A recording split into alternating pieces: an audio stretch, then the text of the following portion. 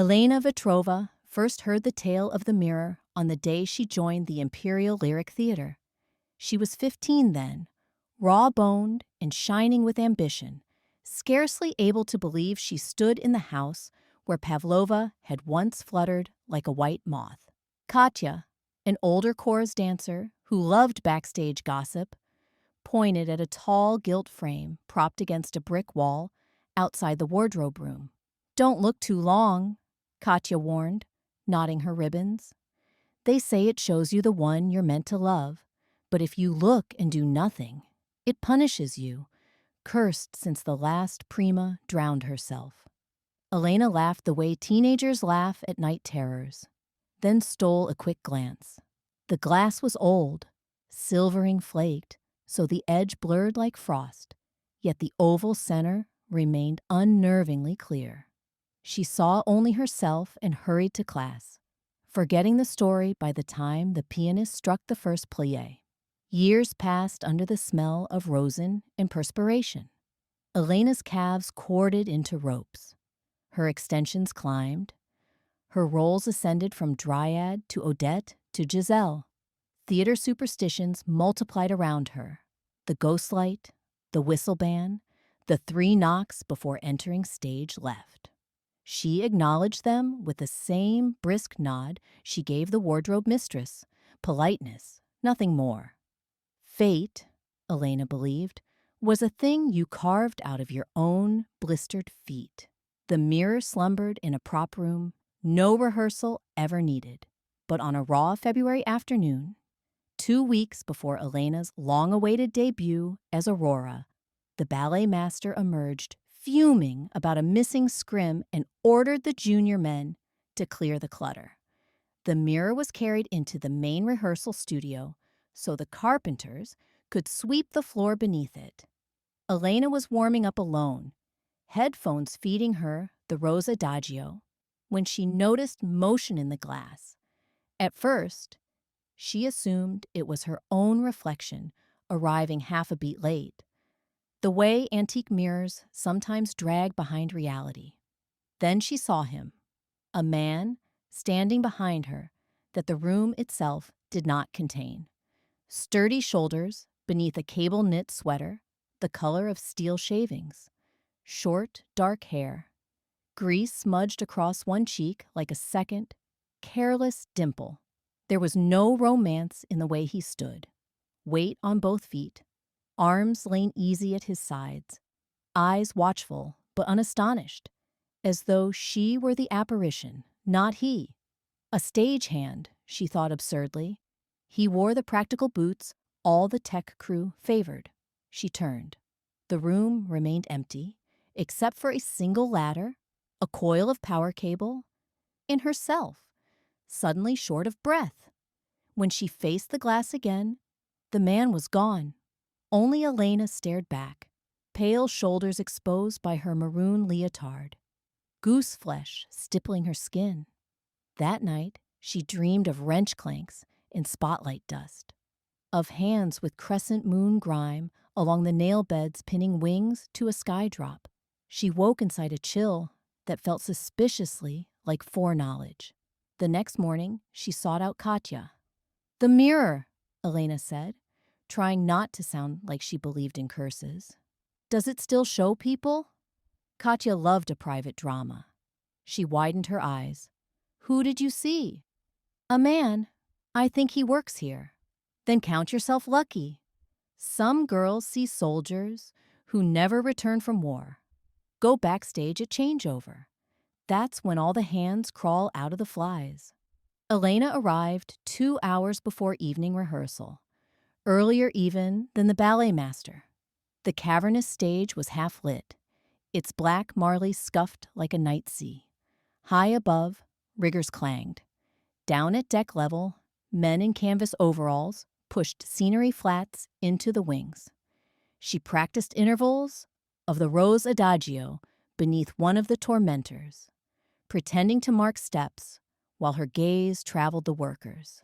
And there, stooping to coil cable, exactly the way her dream had shown, stood the man from the mirror. He was younger than she had thought, perhaps mid-20s, with forearms ropey from hauling counterweights. Grease smudged his cheek in the identical place. He concentrated on his task so fully she had time to study the shape of his mouth. The faint, quizzical lift at one corner, as if in perpetual debate with himself. Elena took 3 steps toward him before common sense dug in its nails. She did not know his name. To speak to him would be ridiculous. So she executed an arabesque pinche, held it until her hamstrings screamed, and listened hard. Another stagehand addressed him. "Mikhail, you got the gobo frames, or what?" Mikhail. The syllables rocked through her like a bell stroke. He looked up, nodded, and disappeared into the shadows beyond the proscenium arch. Elena danced that night as though a subterranean fault had shifted under the theater. She nailed every balance, yet felt her center of gravity had relocated outside her body, anchored somewhere in the flies. After rehearsal, she waited until the stage cleared, then walked the perimeter, searching for Mikhail. She found him crouched under a winch, wrench in hand. "Excuse me," she began, wiping palms down her warm-up shrug. "You're Mikhail?" He straightened, suspicion tightening his shoulders. "Yes, ma'am. Something wrong with the drop?" "No, it's perfect. I just wanted to thank whoever made the sunrise cyclorama. The colors are beautiful from stage." "Happy to hear it," he said. His voice was steady, accented from the outskirts of St. Petersburg. "Credit goes to the paint shop mostly." "I'm Elena," she blurted, though the badge on her dance bag spelled it clearly. "Principal dancer." "I know who you are." A blush climbed from her neck. She had no follow-up line prepared, only the ludicrous confession that a haunted mirror said they belonged together. Silence pooled, awkward as wet cement. Mikhail offered a polite nod and returned to tightening bolts. Elena fled. In the alley outside, flurries swirled between brick walls. Snow hissed beneath passing tires. She told herself he was a stranger.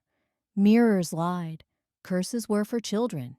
Yet each day the mirror reflected the same image the moment she stood before it. Mikhail's figure appearing behind her as vivid as life. Sometimes smiling faintly. Sometimes absorbed in tasks she could not see.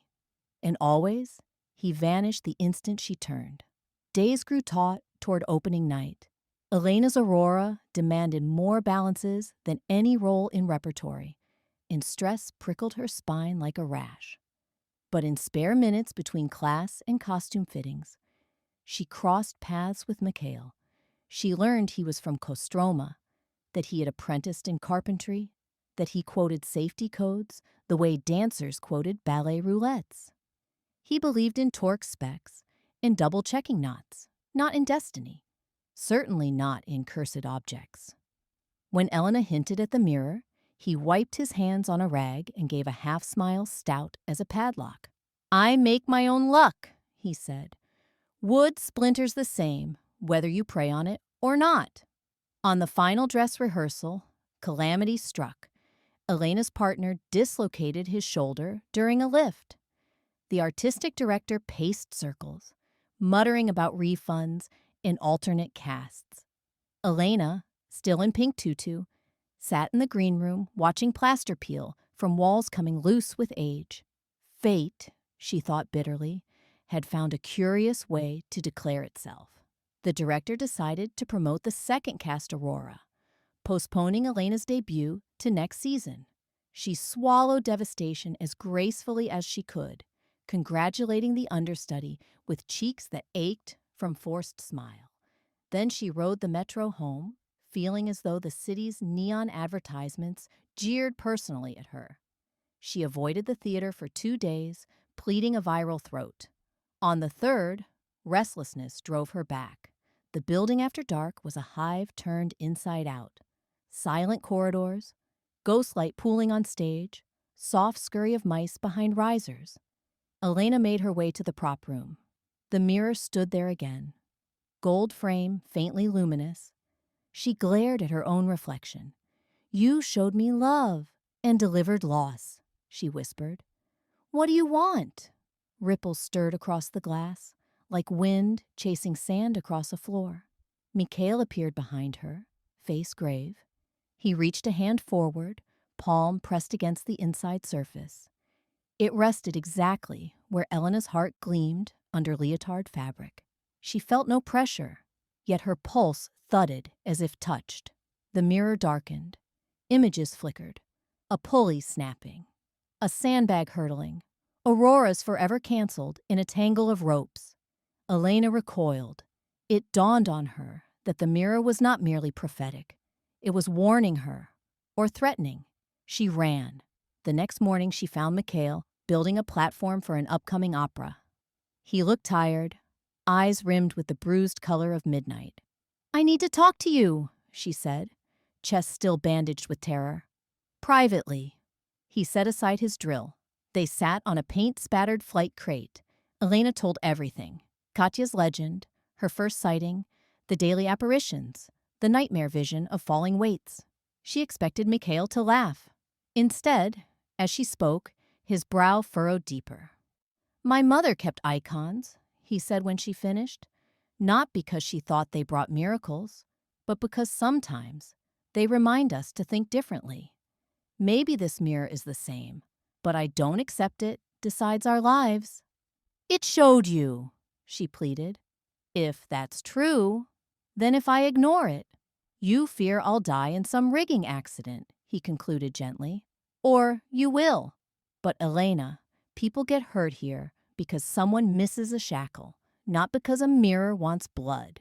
Still, he promised to inspect every line set before the next ballet call.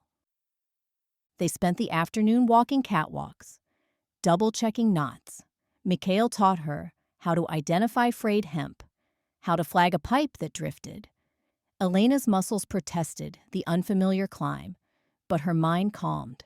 Work had a geometry the mirror could not distort. At dusk, they ended in the flies, 40 feet above stage, where salt dust from old snowflakes props coated the planks. Through the grid gaps, she saw the black stage yawning below and shivered. Better come down, Mikhail said. No rehearsal tonight, but cleaners will kill us if we drip sweat on their polish. They descended the vertical ladder. Halfway, a sound like a gunshot cracked. The ladder lurched. A rusted bolt ripped free. Mikhail instinctively wedged himself between ladder and wall, bracing its weight. Elena clung, boots searching for rungs that quivered under her soles. She looked up to see fear rip across his composed expression. Below, the stage was an abyss, littered with leftover set pieces. No time to climb up or down before metal bent. Mikhail gritted, veins roping in his neck. One move, he gasped. On 3! Jump to the crossover beam behind you. Elena twisted. 12 inches of empty air separated the ladder from the beam. With point-lithe reflexes, she pivoted, then sprang. Her fingertips caught splintered wood. She hauled herself atop the beam. A heartbeat later, the bolt sheared away entirely. Mikhail dropped the remaining 3 meters to a messenger platform, rolled, and lay still. Elena's scream vaulted through the theater. Crew arrived running. Mikhail stood shakily, bleeding from a cut above his eyebrow, but alive. The incident report blamed corroded hardware, neglect, not necromancy. Yet when Elena returned to the prop room that night, the mirror reflected her alone. Mikhail's shape had vanished. Anger burned hotter than fear. She grabbed the mirror's frame, intending to haul it to the dumpster. The touch seared like ice. Vision slammed her. Aurora spinning forever while the prince lay motionless. A theater locked in winter, herself gray-haired, bowing before empty seats. She tore free, panting. Enough, Elena said aloud. You are glass and gilt, nothing more. She dragged the mirror down the corridor. With every step, the building seemed to protest. Lights flickering, floorboards groaning. She pushed through the stage door onto the apron where the ghost light flickered delicate orange. Mikhail emerged from the orchestra pit stairwell, head bandaged. Katya said you were up here. Elena, you shouldn't lift that alone. I'm throwing it out, she said through her teeth. He took the opposite side of the frame. Together, they staggered toward center stage. Thunder cracked above, though the night was clear. The grand drape quivered, though no air moved. A fissure snaked across the mirror, starting where Elena's knuckles pressed wood. Another branched under Mikhail's palm, silvering peeled like wet leaves, exposing black void behind. Put it down, Mikhail ordered. They set it upright. The cracks widened. Inside the fragmented glass, scenes replayed. Elena's childhood bar. Mikhail hammering coffin nails for Macbeth. Their near accident on the ladder. Each shard showed a different angle, as if the mirror's memory were shattering too. Mikhail stepped back, breathing hard. You said it punished those who ignored it. But perhaps it's satisfied now. We didn't ignore. Elena understood. The mirror had demanded acknowledgement, not obedience. It was never about fate. It was about seeing. She reached for Mikhail's hand. His fingers, calloused and warm, closed over hers. We choose, she said softly. Not the mirror. They watched the glass split with a sound like a sigh. The frame slumped. Tiny silver chips skittered across the floor like snow. Spring arrived early the next morning, sunlight spilling gold across the marley. A new ladder gleamed stainless under the grid, and safety month posters papered the callboard. Elena's debut as Aurora was rescheduled to replace a touring company cancellation. Casting notice pinned in neat typeface. Vitrova, Elena, Aurora, alternate, Litvinova, Daria. During spacing rehearsal, Elena closed her eyes and felt her balance float, effortless, atop the notes. When the time came to tip backward into the fish dive, she trusted her partner absolutely, but her heartbeat steadied also at the edge of the stage where, half obscured by curtains, Mikhail waited with a coiled line. His gaze, level and sober, promised catch nets the music could not supply. On opening night, applause rippled like surf. Roses thudded at her feet until the stage resembled a blooming field. Elena stepped forward for her call, adrenaline still honeying her veins. She caught Mikhail's eye beyond the footlights and found herself grinning. Not the fixed ballerina smile, but the unguarded one she used only in the canteen over paper cup tea.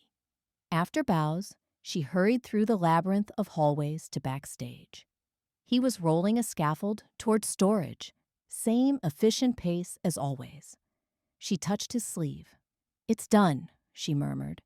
The mirror or the show? Both, and neither. We've only begun. He raised an eyebrow. So speaks destiny? So speaks choice, she corrected. Then, standing on tiptoe, she kissed him. Grease, sweat, sawdust, and all. Because no glass stood between them. Because curses were just stories mothers told to make sense of peril. Because her heart had worked hard for this like any muscle. Somewhere in the shadows, a fragment of mirror caught the stage light and winked. Elena ignored it. She had someone flesh and solid to see her now, and he needed no prophecy to believe she was real.